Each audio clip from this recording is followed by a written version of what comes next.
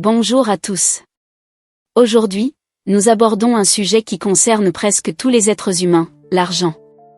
Nous avons tous traversé des périodes difficiles où les factures s'accumulent, où les besoins dépassent les ressources et où l'on se demande comment terminer le mois.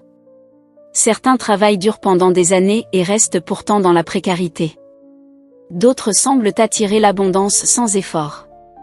La grande question est alors, que faire pour ne plus jamais manquer d'argent ? La réponse que nous allons explorer n'est ni une formule magique ni une promesse d'enrichissement rapide. C'est une réflexion profonde sur notre relation avec l'abondance, le travail, la gratitude et la façon dont nous gérons ce qui nous est confié. Installez-vous confortablement, ouvrez votre esprit et restez jusqu'à la fin. Ce message pourrait bien changer durablement votre façon de voir l'argent. Première vérité, le manque ne commence pas dans le portefeuille, il commence dans l'esprit. Beaucoup de personnes vivent avec une mentalité de pénurie. Elles se répètent sans cesse, « je n'ai jamais assez ». L'argent me glisse entre les doigts. Je suis né pauvre et je resterai pauvre. Les riches sont forcément malhonnêtes. Ces paroles finissent par devenir des croyances ancrées qui influencent leur choix de manière inconsciente. La spiritualité nous rappelle que ce que nous nourrissons dans notre esprit tend à se manifester dans notre réalité. Si vous pensez constamment au manque, vous agirez par peur, vous hésiterez à investir en vous, vous refuserez des opportunités et vous accepterez des situations qui bloquent votre progression. Changer sa situation financière commence donc par transformer son dialogue intérieur. Au lieu de dire « je n'ai rien », dites « j'apprends à mieux gérer et à attirer davantage de ressources ». Au lieu de dire « je n'y arriverai jamais », dites « chaque jour je développe les capacités nécessaires pour vivre dans l'abondance ». Deuxième vérité, l'argent est un outil, pas un maître. Certaines personnes adorent l'argent, d'autres le détestent. Dans les deux cas, elles lui accordent trop de pouvoir. L'argent n'est ni bon ni mauvais. C'est simplement un moyen. Entre de bonnes mains, il nourrit des familles, finance des projets utiles, soigne des malades et soutient des causes nobles. Entre de mauvaises mains, il sert à manipuler, exploiter ou détruire.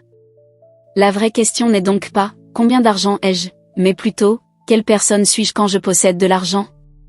Si vous cultivez la sagesse avant la richesse, vous saurez conserver et faire fructifier ce qui vous arrivera. Car beaucoup réclament plus d'argent sans avoir encore appris à bien gérer ce qu'ils ont déjà. Troisième vérité, soyez fidèles dans les petites choses. Imaginez quelqu'un qui gagne peu mais gaspille tout ce qui rentre. Chaque mois, il dépense sans réfléchir, ne tient aucun budget, s'endette pour des futilités, puis prie pour devenir millionnaire. Pourtant, si l'on ne sait pas gérer 100 €, comment pourrait-on gérer 100 000 ? L'abondance durable repose sur la discipline. Commencez par observer vos habitudes, notez vos dépenses, repérez les achats inutiles et apprenez à distinguer un vrai besoin d'un désir passager. Même une petite somme mise de côté régulièrement peut grandir de façon significative avec le temps. L'argent respecte souvent ceux qui le respectent. Quatrième vérité, développer des compétences utiles. La spiritualité authentique ne promeut pas la paresse. Prier, méditer et faire confiance à la providence sont essentiels, mais l'action reste indispensable. Posez-vous ces questions, quelle valeur est-ce que j'apporte aux autres ? Quels problèmes puis-je résoudre ? Quelles compétences puis-je acquérir ?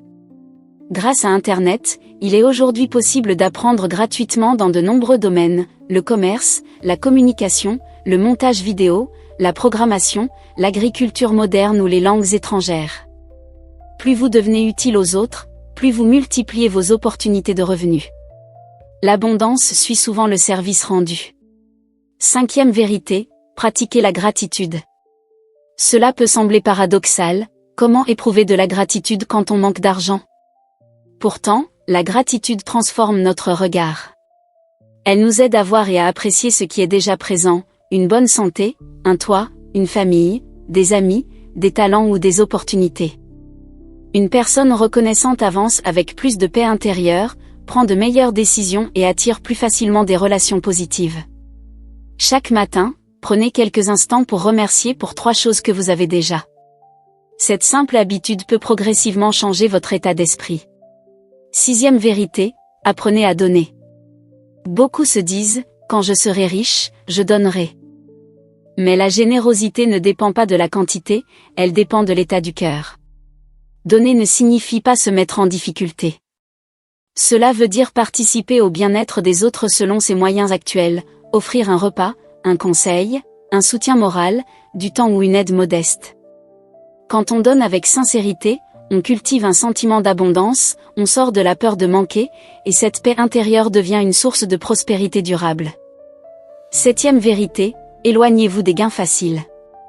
Les promesses d'argent rapide attirent énormément de monde, investissements suspects, arnaques, jeux d'argent excessifs ou systèmes miraculeux qui prétendent doubler votre capital en quelques jours. La sagesse spirituelle nous invite à la patience.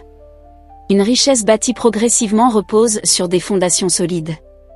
Ce qui arrive trop facilement disparaît souvent tout aussi vite. Privilégiez les activités honnêtes, travaillez avec persévérance et acceptez que les plus belles bénédictions demandent du temps avant de porter leurs fruits. 8e vérité, entourez-vous de personnes inspirantes. Notre entourage influence profondément notre avenir. Si vous passez votre temps avec des gens qui se plaignent constamment, découragent toute initiative ou ridiculisent vos projets, il sera très difficile d'avancer. Cherchez plutôt des personnes positives, des mentors, des entrepreneurs intègres, des enseignants ou des amis qui vous poussent à devenir une meilleure version de vous-même. Les conversations que vous entretenez aujourd'hui façonnent souvent les résultats de demain. Conclusion. Alors, que faut-il faire pour ne plus jamais manquer d'argent ? Il ne s'agit pas seulement de gagner plus. Il s'agit surtout de devenir une personne capable d'accueillir, de gérer et de faire fructifier l'abondance. Retenez ces 8 principes. Transformez votre mentalité de pénurie, considérez l'argent comme un outil, géré avec fidélité ce que vous possédez déjà, développez des compétences utiles, pratiquez la gratitude, apprenez à donner, méfiez-vous des gains faciles, choisissez soigneusement votre entourage. La véritable abondance ne se mesure pas uniquement à la quantité d'argent. C'est aussi la capacité de vivre sereinement, de répondre à ses besoins, d'aider les autres et de se réveiller chaque matin avec la certitude d'avancer sur un chemin de sagesse et de croissance. Si ce message vous a touché, prenez quelques secondes pour écrire en commentaire « J'accueille l'abondance avec sagesse et gratitude ». Merci d'avoir